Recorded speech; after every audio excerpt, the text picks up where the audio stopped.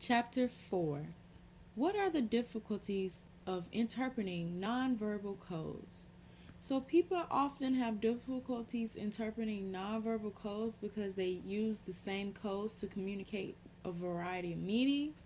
They use a variety of codes to communicate the same meaning. So, an example would be, say you're in the office and you give the hand signal of one finger. Maybe they could mean you're trying to tell them, hold on 1 second, and maybe they think, hey, they use one to dictate, hey, let's call a meeting. You never know what someone else knows that code as, so that's why it could be difficult to interpret nonverbal codes. Or say you're at the dinner table, and you tap your mouth, or take the napkin and tap your mouth. You're trying to demonstrate to your cousin, hey, dab your face.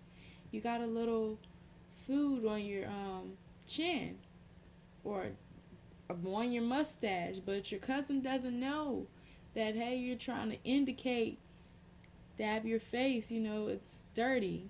So that's why another reason why nonverbal codes aren't really as good to use to when you're just communicating with someone.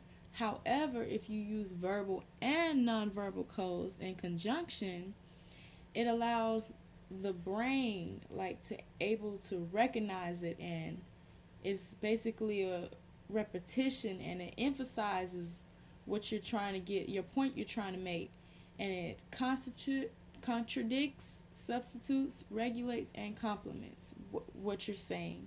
So using verbal communication and then nonverbal codes, or verbal codes or nonverbal codes together, can help you get your point across way better than just using one by themselves.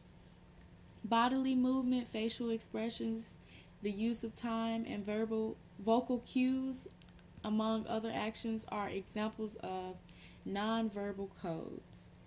Nonverbal codes work together with vocalized words to contradict, substitute, and substitute.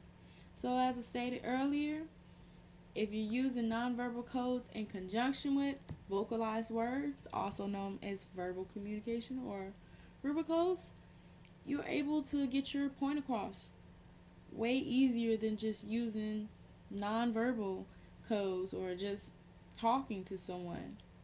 Because then with the hand movements, it just emphasizes the words.